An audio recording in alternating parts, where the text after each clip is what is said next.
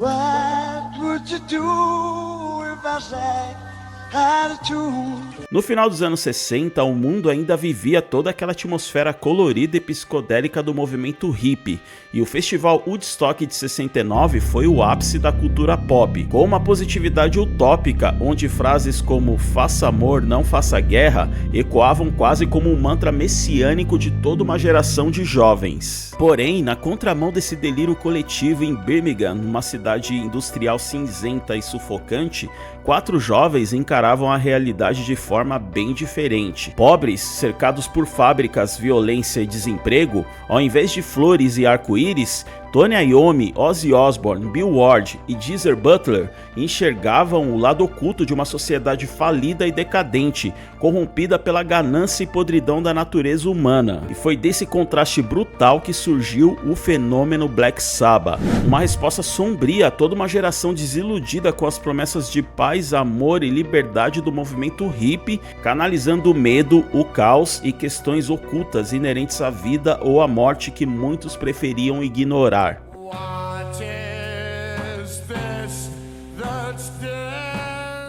Então neste vídeo você vai entender como Black Sabbath conquistou o mundo, quebrando todos os padrões culturais da época e ainda ajudou a escrever os primeiros capítulos de um dos gêneros musicais mais influentes e subversivos de todos os tempos, o Heavy Metal. Eu sou Daniel Borges e este é o canal Investigando Música.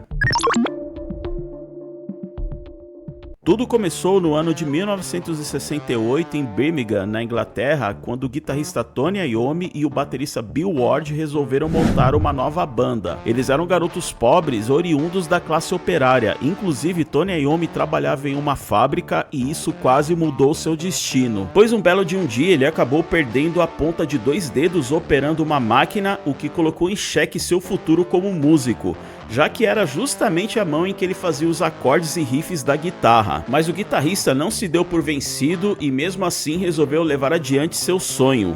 Foi aí que ele conseguiu encontrar uma solução e criou uma espécie de pontas de dedos postiças com restos de embalagem de plástico. Após experimentar diferentes materiais, Tony descobriu que uma simples embalagem de plástico de sabão resolveria o problema.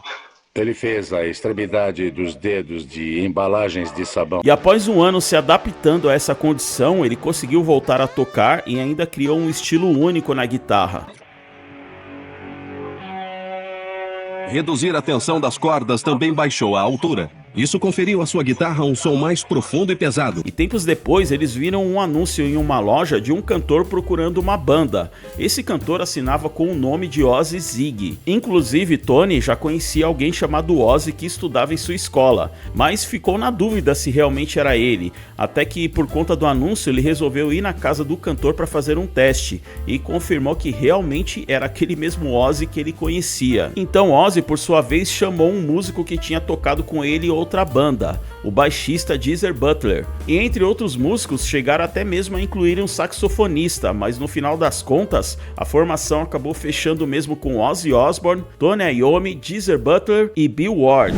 Porém, no início a banda se chamava Earth e o som era mais calcado no blues. Eles fizeram shows com este nome por aproximadamente um ano, sendo que a banda chegou até a se apresentar em outros países da Europa, até que descobriram que já existia uma banda com o mesmo nome por causa de um show que eles foram fazer e parte do público acabou indo porque confundiu com a outra banda chamada Earth. Sendo assim, eles começaram a pensar em trocar de nome, até porque o som também começou a mudar de direcionamento, com um pouco mais de peso devido à influência de bandas e artistas que eles começaram a ouvir na época, como Jimi Hendrix, por exemplo, e as músicas também começaram a ganhar traços mais sombrios por conta da paixão de Tony Iommi por filmes de terror e Geezer Butler por livros de ocultismo. Até que um dia, quando eles estavam ensaiando em um lugar que era em frente de um cinema, eles se deram conta de que as pessoas faziam fila para assistir um filme de terror. Então pensaram, ora, se eles pagam para tomar susto, por que a gente não faz músicas que tenham temáticas de horror? Então, tempos depois, Geezer pensou em um novo nome, que na verdade era o nome de um filme de terror dos anos 60, chamado Black Sabbath. Após isso, eles gravaram uma demo financiada pelo até então empresário da banda, Gene Simpson, e aí sofreram para achar uma gravadora, já que o som ia totalmente na contramão do que rolava no mercado musical da época, até que eles finalmente encontraram uma gravadora que resolveu apostar suas fichas na banda, a Virgin Records, para o lançamento de seu primeiro álbum auto-intitulado Black Sabbath, que saiu numa sexta-feira 13 no ano de 1970. A banda chamou a atenção pela estética de som denso, pesado, arrastado,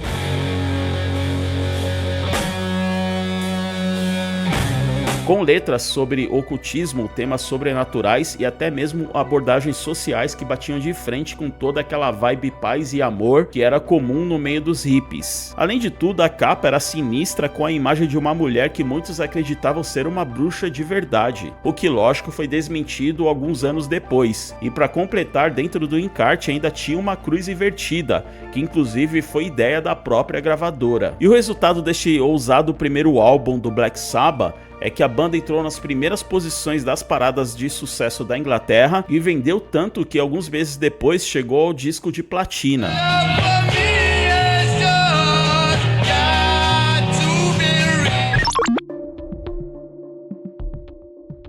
E com o sucesso do primeiro álbum, é claro que a gravadora já ficou na cola para que a banda lançasse logo o segundo. E aí sai, ainda no ano de 1970, o álbum Paranoid. E uma curiosidade é que este álbum, na verdade, era para se chamar War Pigs, que é um dos clássicos deste disco.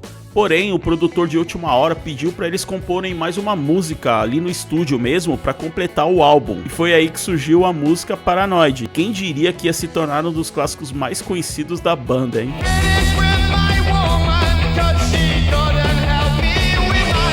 Sendo assim, eles resolveram mudar o nome do álbum para Paranoid. E se o primeiro álbum já fez um sucesso estrondoso, o segundo álbum foi para ganhar o mundo de vez, porque além dele ter entrado em primeiro lugar nas paradas de sucesso britânicas, ele também conseguiu adentrar o mercado norte-americano, alcançando o 12º lugar, fora outros países também que o álbum fez um tremendo sucesso.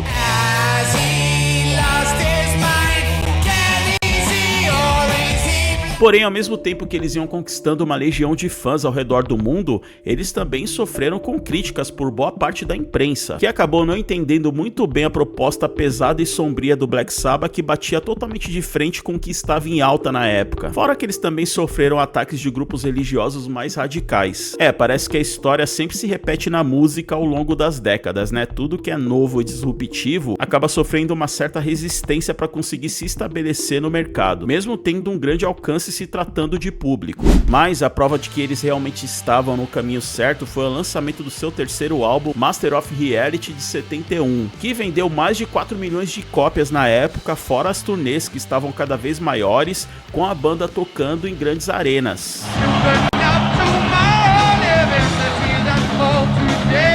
Mas com todo sucesso, já sabe, né? Vem aquela fase que praticamente toda banda de primeiro escalão acaba experimentando, a fase sexo, drogas e rock and roll. E aí vem o lado sombrio da fama, o uso abusivo de drogas, e não só por parte de Ozzy, mas também pelos outros integrantes. E mesmo em meio a essa loucura toda, veio o quarto álbum, simplesmente intitulado de Volume 4, lançado em 1972. O novo trabalho apresentou uma maturidade musical mais rebuscada e rendeu clássicos como a Snowblind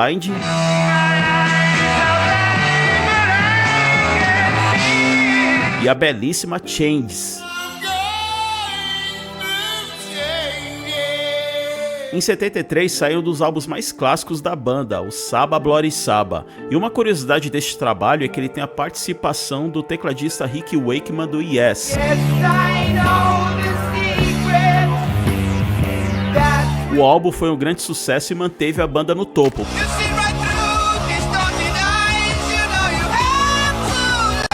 Porém, eles continuavam se afundando nos excessos. E para piorar, a banda começou a ter alguns problemas financeiros também, porque começaram a sofrer processos de alguns ex-agentes, inclusive o seu ex-empresário Gene Simpson, por irregularidades na quebra de contrato. E além disso, descobriram que estavam sendo roubados pelo até então atual empresário. Coisa do tipo, o cara cobrava 250 mil libras de cachê por baixo dos panos e só repassava 1.000 para cada integrante. Que sacanagem, hein?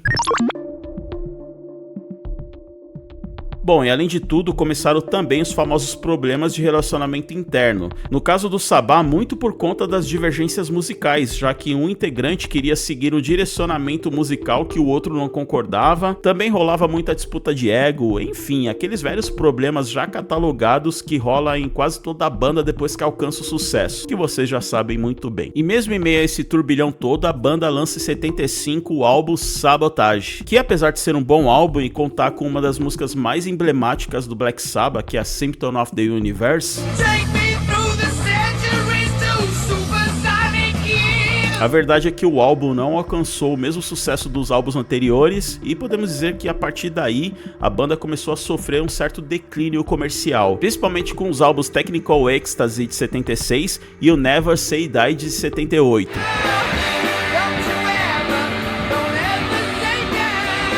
Álbuns que foram verdadeiros fracassos de venda e inclusive nem a gravadora estava investindo mais no marketing da banda. E claro que os problemas com drogas e álcool continuavam com todos na banda, porém Ozzy era o que realmente passava dos limites nesse sentido. O vocalista chegava a ponto de quase não estar em condições de subir em cima do palco para fazer os shows. E a gota d'água foi um dia que a banda teve que cancelar um show porque ele estava tão doidão que ele simplesmente desapareceu por um dia inteiro. A banda até chegou a pensar que ele tinha sido sequestrado, até chamar a polícia. Porém, o que tinha acontecido é que ele tinha ficado tão chapado que ele acabou, sabe-se lá como, parando num outro quarto do hotel e acabou dormindo por aproximadamente 18 horas, perdendo assim o horário do show. E a consequência disso é que os fãs que estavam aguardando o show e receberam a notícia de última hora que o show ia ser cancelado, quebraram todo o local da apresentação. Bom, e aí colocando tudo na balança, né, do que estava acontecendo com a banda e as loucuras do Ozzy, os caras se viram em duas situações: ou eles se separavam, ou eles demitiam o Ozzy, que era o cara que estava causando os maiores problemas devido ao seu abuso com os entorpecentes. E assim acabaram optando pela segunda opção.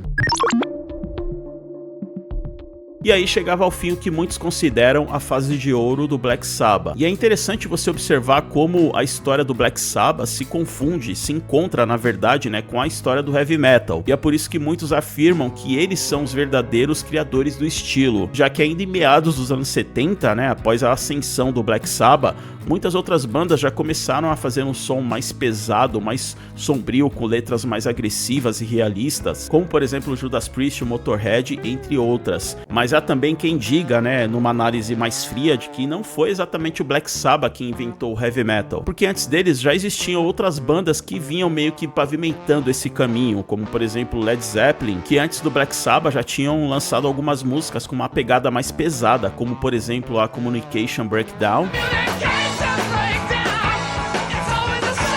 Tinha também o Blue Chair com um som mais cru e barulhento.